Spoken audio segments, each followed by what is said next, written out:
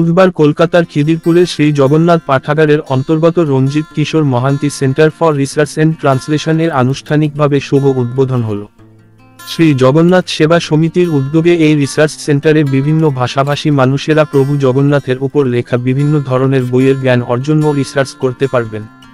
ফিতে কেটে এই পাঠাগারের শুভ উদ্বোধন হল।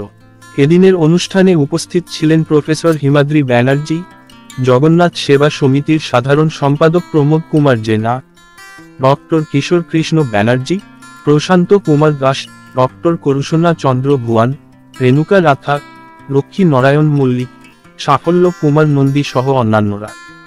এদিন রিসার্চ সেন্টার উদ্বোধন ছাড়াও জগন্নাথ থ্রো বেঙ্গলি আইস নামক বইটির উন্মোচন করা।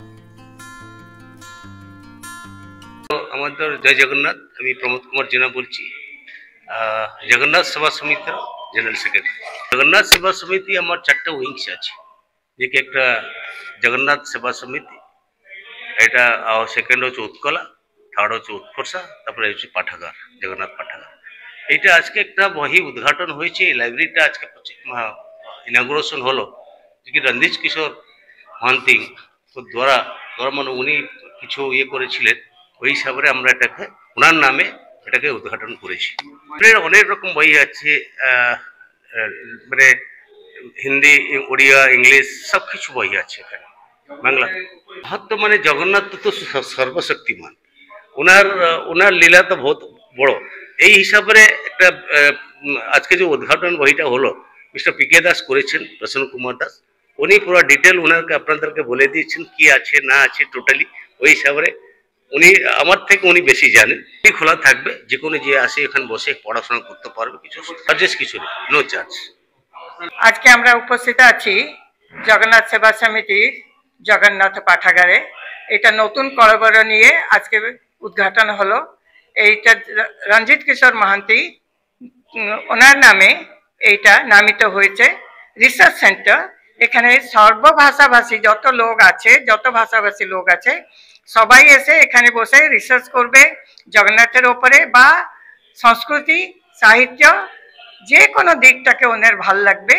এই অনুষ্ঠান ওদের সব রকমের সাহায্য করবে, আর ওনাদের যোগদানতে আমরা আরো বেশি সমৃদ্ধ হব। I am P K. दास। आज जगन्नाथ मंदिर का Shri Ranjit Kishore Mohanty centre for research and translation रो शुभ उन्मोचन होती, सहित जगन्नाथ मंदिर तरफ इसका साथ एक किताब जगन्नाथ थ्रू बेंगली आइज उन्मोचित हुआ है। और Jagannath through Bengali, Bengal and Orissa दो एडजेसेंट स्टेट है, ऑलमोस्ट सिमिलर लैंग्वेज रहता है। कभी कभी बंगाली हम लोग उड़िया में समझ लेते हैं, उड़िया भी बंगाल में समझ लेते हैं। तो अनेक सदी से कई बंगाली विजिटर जो पूरी विजिट किए हैं, जो उनका अभिज्ञता, उनका एक्सपीरियंस, उनका जो रिसर्च, वो क्या लिखे हैं वो किताब में लिखा हुआ है। तो 19th सेंचुरी से लेके ऑलमोस्ट अर्ली 20th सेंचुरी तक जो eminent writers in Bengali, they have written about Jagannath Puri. So all this book includes all that.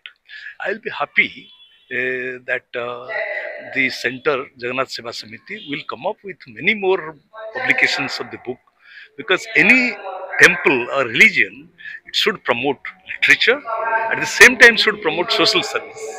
If the temple doesn't work for literature and social service, the temple will be stagnant.